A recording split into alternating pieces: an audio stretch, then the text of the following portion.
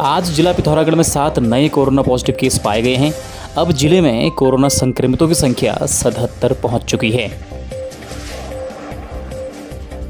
आज एलएसएम राजकीय स्नातकोत्तर महाविद्यालय के छात्र संघ ने महाविद्यालय को कैंपस का दर्जा मिलने पर आभार व्यक्त कार्यक्रम आयोजित किया।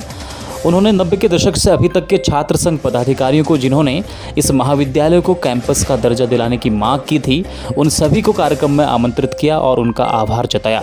उन्होंने कहा कि कैंपस की रूपरेखा के लिए जल्द एक बुद्धिजीवी सम्मेलन का आयोजन किया जाएगा, जिसके बाद रूपरेखा तैयार कर उच्च शिक्षा मंत्री धन सिंह रावत को भेजा जाएगा और साथ ही सीमांत के विद्यार्थियों हेतु पृथक महाविद्यालय की भी मांग की जाएगी। नेपाल सीमा से लगे 1.5 दर्जन गांव को जोड़ने वाली गोगना सल्ला सड़क बदहाल स्थिति में पहुंच चुकी है। सड़क में लगी तमाम सुरक्षा दीवारें क्षतिग्रस्त हो चुके हैं। जगह जगह बने गड्ढे हादसे को आमंत्रित कर रहे हैं। गोरना क्षेत्र के अंतर्गत आने वाली गोगना सल्ला सड़क पर 5 वर्ष पूर्व डामरीकरण का कार्य किया गया था, लेकिन डामर सड़क पर टिक नहीं पाया, जिससे सड़क में जगह जगह गड्ढे बन गए हैं। बरसात में इन गड्ढों में पानी भर जाने से मुसीबत और बढ़ गई है।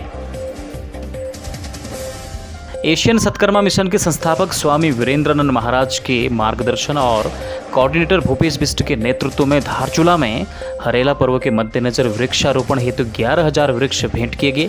साथ ही धारचूला के अस्पताल के डॉक्टर्स को कोरोना वॉरियर्स के रूप में पीपीई किट और स्मृति चिन्ह भेंट किए गए। एशियन सतकर्मा मिशन के द्वारा धारचूला अस्पताल को सेंसर सैनिटाइजर भी भेंट किया गया और अस्पताल के स्टाफ और पेशेंट्स को सैनिटाइजर्स और मास्क भी दिए गए। आज जिला पंचायत अध्यक्ष दीपिका बोहरा ने ग्राम सभा मरसोली पहुंचकर जन समस्याओं को सुना। उन्होंने कहा कि ग्रामीणों की समस्याओं का समाधान करना उनकी पहली प्राथमिकता है। जिला पंचायत अध्यक्ष दीपिका बोहरा ने हरेला पर्व के तहत गांव के प्राइमरी स्कूल में पौधारोपण भी किया। कल रात हुई तेज बारिश के कारण मतकोट गोरी पुल के पास सड़क पर मलबा आने से आज सुबह गाड़ियां फंस गईं। वाहन चालक और सवारियों के द्वारा गड्ढों पर पत्थर भरकर गाड़ियों को निकालने का प्रयास किया गया। स्थानीय युवक हरीश चिराल ने बताया कि पुल का निर्माण कार्य चल रहा है, जिससे सड़क पर भारी मात्रा में मलबा आ रहा है। उन्होंने कहा, जब संबंधित ठेकेदार से संबंध में बातचीत की गई तो उनकी तरफ से कहा गया कि पानी का बहाव तेज होने के कारण पानी का रुख नहीं बदला जा सकता है।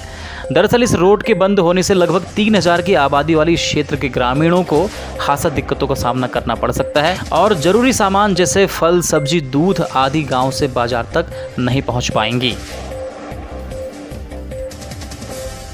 आज सीमांत शिल्पी विकास समिति मुनस्यारी के अध्यक्ष दुर्गा प्रसाद के नेतृत्व में ग्रामीणों ने भैंसखाल के तोक बासगोन में रामगंगा के तट पर अवैध खनन को रोकने हेतु एसडीएम को ज्ञापन सौंपा। उन्होंने कहा कि यह क्षेत्र आपदा की दृष्टि से संवेदनशील जोन है। नदी का जलस्तर ग्रामीणों के मकान तक पहुंच चुका है। इसके बाद भी यहां पर अवैध खनन का काम जोरों पर चल रहा है, जिससे यहां पर रह रहे 22 परिवारों को और अधिक खतरा पैदा हो गया है। उन्होंने प्रशासन से शीघ्र इस खनन को रोकने और ग्रामीणों की सुरक्षा हेतु सुरक्षा दीवार लगाए जाने की मांग की है। कालापानी, लिपुलेख और लिम्पियाधुरा को नेपाल द्वारा अपने नक्शे में शामिल करने और चीन से निकटता के बाद भले ही भारत और नेपाल के राजनीतिक संबंधों में खटास आई हो, लेकिन दोनों देशों के आज भी रोटी बेटी के रिश्ते मधुर ही हैं। इस बात की गवाह कल भारत के दूल्हे और नेपाल की दुल्हन की हुई शादी है। आज मुनस्यारी में ग्रामीणों ने 2 सूत्री मांगों को लेकर एसडीएम कोर्ट में धरना प्रदर्शन किया। उन्होंने मुनस्यारी में शीघ्र एसडीएम की स्थायी तैनाती नहीं होने पर और सामुदायिक स्वास्थ्य केंद्र मुनस्यारी में एक्सरे, अल्ट्रासाउंड, ब्लड टेस्ट तथा डॉक्टर्स की तैनाती नहीं होने पर उग्र आंदोलन की चेतावनी दी है। धरना प्रदर्शन में पूर्व जिला पंचायत सदस्य कमलेश आर्य, मनोहर टोलिया, विक्रम दानू, सुरेंद्र ब्रिजवाल, नाथुराम आदि उपस्थित रहे।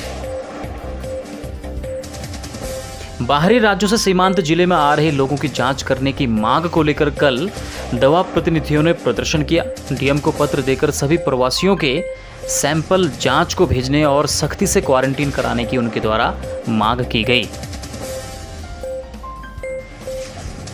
धारचूला में नायब तहसीलदार मनीषा बिष्ट ने कृषि विभाग का औचक निरीक्षण किया। उन्होंने निर्देश दिए कि सरकार द्वारा किसानों हेतु दिए जाने वाली दवाइयों तथा अन्य सामग्री को किसानों को तुरंत मुहैया करवाया जाए।